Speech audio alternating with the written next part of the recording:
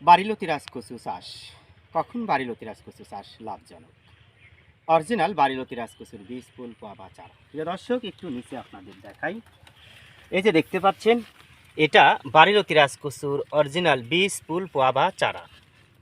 এই দেখেন, এটা অরিজিনাল গাছ। এই যে লতি বেরোনো শুরু হয়েছে শীতকালের শেষ প্রান্তে। দেখেন, এই মানের যদি চারা রোপণ করেন আপনারা, মাত্র ৩৫ দিনেই ফলন পাওয়া যায়।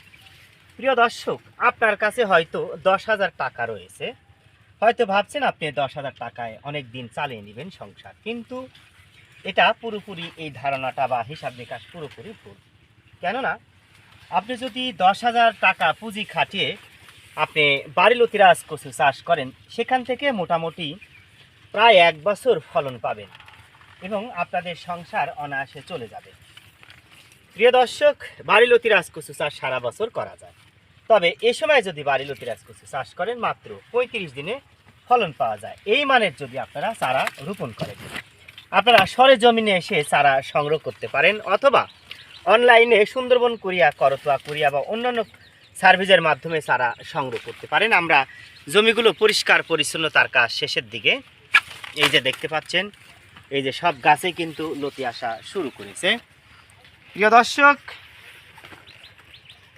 বর্তমান প্রত্যেকটা জিনিসপাতির দাম কিন্তু আবার লাগামহীন হারে বৃদ্ধি পাওয়া শুরু করেছে। এই অবস্থায় আপনার সংসার পরিচালনা করতে হয়তো হিমশিম খাবেন। তাই আপনার কাছে যদি কিছু গচ্ছিত টাকা থাকে, অবশ্যই আপনি বিভিন্ন চাষাবাদের সাথে সম্পৃক্ত হন। যে চাষাবাদ করবেন, সেই চাষাবাদ থেকে কিন্তু আপনি কিছুদিন পর থেকে হয়তো মুনাফা অর্জন করতে পারেন।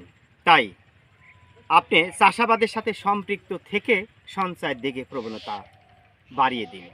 এমন নয়, এমনটি করবেন না যে আপনার কাছে কিছু টাকা আছে, টাকা আপনি খরচ করবেন না, কিন্তু আপনাকে সংসার চালাতে হলে অবশ্যই খরচ করতে হবে। তাই এ সময় যদি আপনি বাড়িলতি রাজকচু চাষ করেন, যে মানের চারা আপনারা দেখতে পাচ্ছেন, তারপরে আমরা একটু দেখাই। দেখেন, এই মানের চারা যদি রোপণ করেন, মাত্র ৩৫ দিনেই ফলন পাবেন। তো যাই হোক, ভালো থাকবেন, সুস্থ থাকবেন। নতুন কোনো ভিডিওতে দেখা হবে এমন প্রত্যাশায়। আল্লাহ হাফেজ।